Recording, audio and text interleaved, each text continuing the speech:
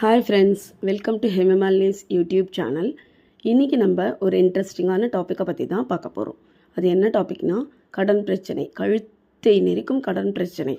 ஒருத்தர் நிம்மதியாக இருக்கணும்னா கடன் வாங்காமல் இருந்தால் மட்டுமே அவரை வாழ்க்கையில் நிம்மதியாக இருக்க முடியும். கடன் பட்டார் நெஞ்சம் போல் கலங்கினான் இலங்கை வேந்தன்ட்டு அந்த இலங்கை வேந்தனையே எடுத்துக்காட்டாக சொல்லியிருக்கா. ஸோ அப்போ பார்த்துங்கோ, கடன்னா எவ்வளோ பெரிய பிரச்சனை. இந்த கடன் பிரச்சனை பற்றி தான் நம்ம இன்றைக்கி பார்க்க போகிறோம். நம்மளுக்கு பெரியவா ஒரு சொல்யூஷன் சொல்லியிருக்கார்.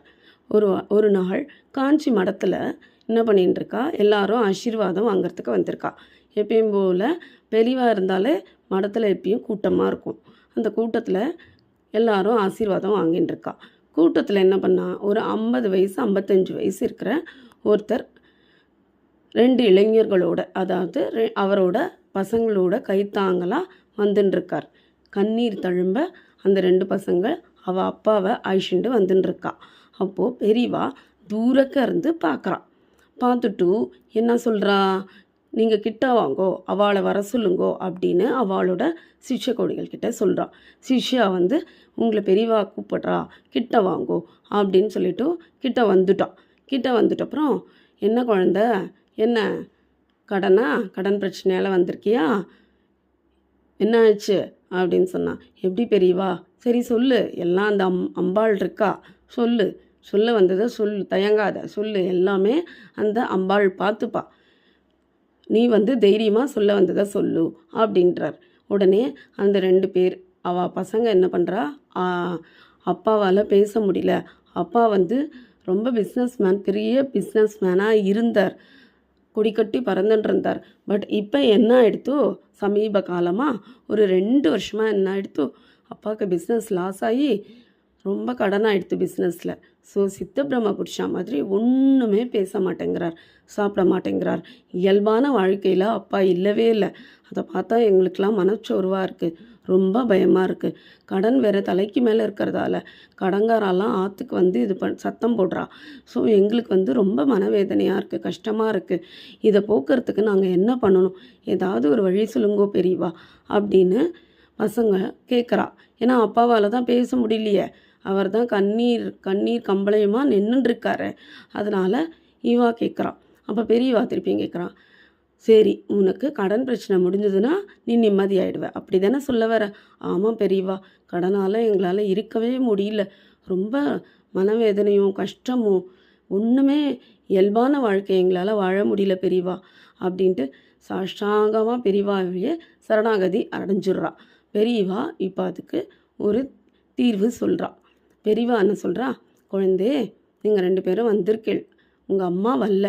ஸோ நான் சொல்கிறத நிதானமாக கரெக்டாக கேட்டுங்கோ அப்படின்னு சொல்லிட்டு பிரசாதத்தை கையில் கொடுத்துட்டு சொல்ல ஆரம்பிக்கிறார். என்ன சொல்கிறார் பெரியவா, குழந்தையே, ஒரு எலுமிச்சம்பழம் வாங்கிக்கணும். எலுமிச்சம்பழம் வாங்கிட்டு அதில் வந்து இந்த கலர் போனது, இந்த அழுகினது, இந்த பிளாக்காக இருக்கணும், கருப்பாக அந்த மாதிரி இருக்கிறதெல்லாம் இருக்கக்கூடாது, இல்லாமல் சுத்தமாக இருக்க மாதிரி வாங்கிக்கணும். எலுமிச்சம்பழத்தை வாங்கிட்டு செவ்வாய்க்கிழமை ராகு காலம் எப்போ வருது, 3லேருந்து 4:30 மணி வரைக்கும் வரும் செவ்வாய்க்கிழமை.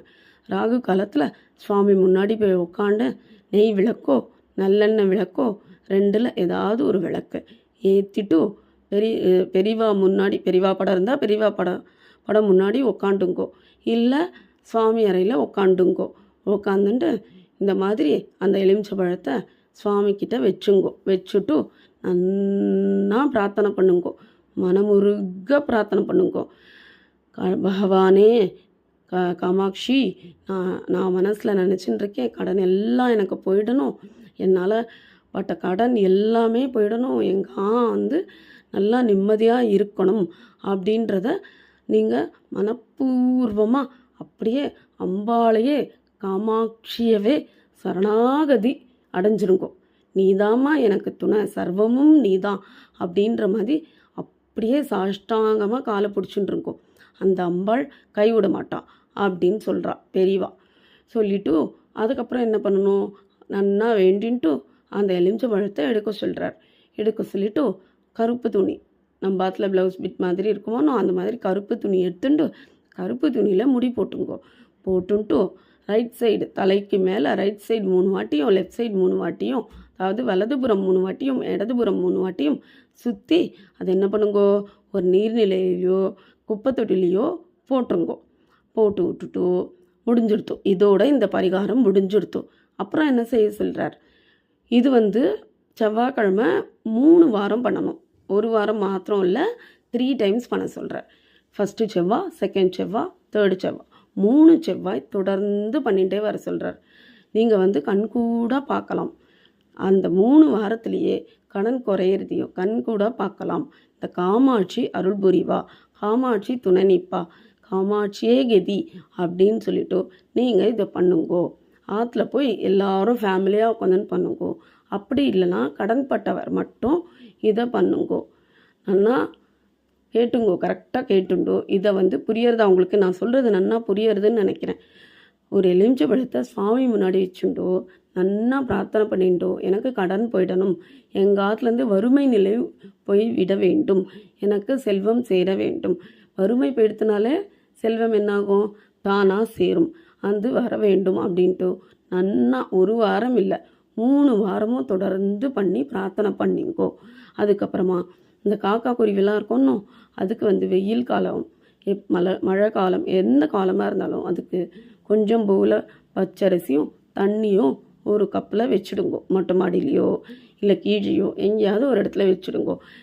டெய்லி நித்தியம் அது அதை சாப்பிட்டுட்டு தண்ணியை குடிச்சிட்டு போகும். அதே மாதிரி வெளியில் வரவாளுக்கு தண்ணி ஒரு பானையில் வைங்கோ. இதை மட்டும் நீங்கள் தொடர்ந்து 3 வாரம் பண்ணிடலாம். நிஜமாக உங்கள் கடன் படிப்படியாக குறையிறத நீங்களே பார்க்கலாம் அப்படின்னு நம்ம பெரியவா சொல்லி முடிக்கிறார். ஓகேவா? இது ஃப்ரெண்ட்ஸ், இது உங்களுக்கு எல்லாருக்குமே யூஸ் ஆகும்னு நினைக்கிறேன். இது நம்மள மாதிரி இருக்கிறவங்களுக்கு எல்லாம் யூஸ் ஆகும்னு சொல்லிட்டு தான் நான் ரிசர்ச் பண்ணி புக்ஸ்லாம் பார்த்து நான் உங்களுக்காக சொல்கிறேன் நான்.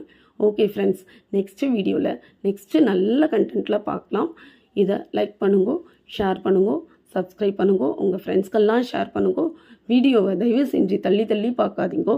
நம்ம வீடியோ ஒரு 10 நிமிஷம் தான் வரும். அந்த 10 நிமிஷம் வீடியோவை கண்டினியூஸாக பாருங்கோ. நான் சொன்னது உங்களுக்கு புரியலன்னா 2வது வாட்டி 3வது வாட்டி கூட போட்டு பாருங்கோ. ஒன்றும் பிரச்சனை இல்லை. உங்களுக்கு ஏதாவது டவுட்ஸ் இருந்ததுன்னா எனக்கு கமெண்ட்ஸில் கேளுங்கோ, நான் அதை எக்ஸ்பிளைன் பண்ணுறேன். இல்லை வேறு ஏதாவது தகவல் வேணும்னாலும் வீடியோவில் கமெண்ட் பண்ணுங்கோ. நான் நெக்ஸ்ட்டு கண்டென்ட்டில் நான் அதை போடுறேன். Okay friends, thank you. நெக்ஸ்ட் வீடியோவில் நம்ம பார்க்கலாம். Bye friends, by from Hema.